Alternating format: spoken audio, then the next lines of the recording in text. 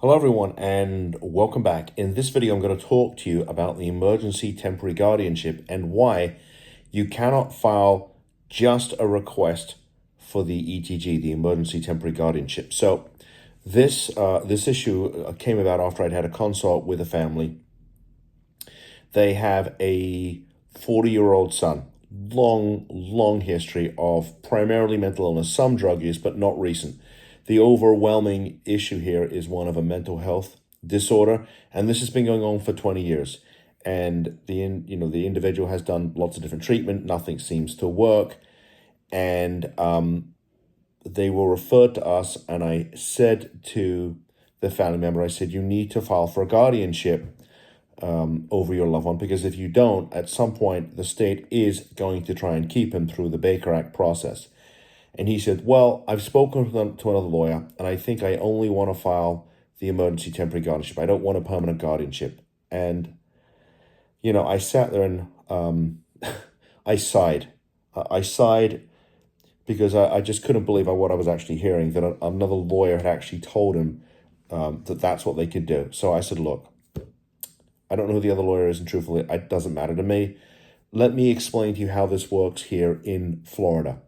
In Florida, you cannot simply file for the emergency temporary guardianship. It doesn't work that way. In fact, what you have to file for is a petition for permanent guardianship and also a petition for incapacity.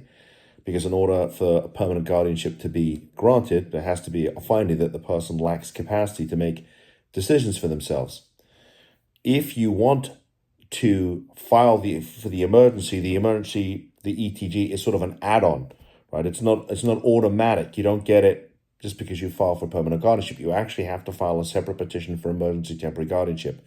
But you cannot file just the emergency temporary guardianship. And I suspect that this lawyer that he's hired that's going to do this, that case is going to get dismissed if it doesn't just get flat out rejected by the clerk of the court because it's legally insufficient.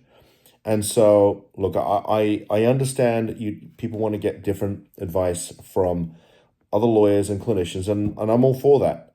But when somebody tells you that you can file for just an emergency temporary guardianship, respectfully, that person has absolutely no idea what they're doing. None. I can't imagine that person has handled any significant amount of guardianships or knows a whole lot about handling a mental health case.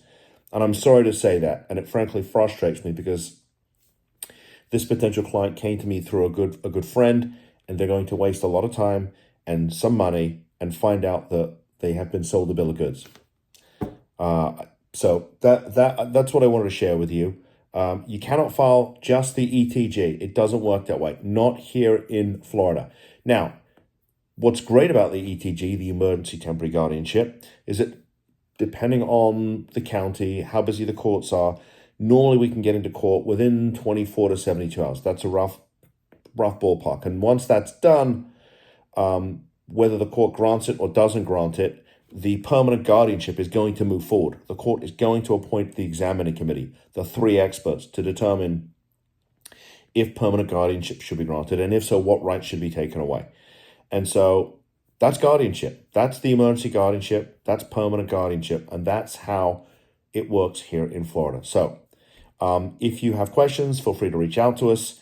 If you like the video, I'd really appreciate the thumbs up. I'd also really appreciate you subscribing to the channel so that you can, get notifications about more of these videos. And I try to give you one at least every day so that you get the information you need. So if you've got a loved one even with a substance use disorder and or a mental health issue, reach out to us. Guardianship's a powerful tool, but it's one of only 3 of the tools, the legal tools that we use here in our office.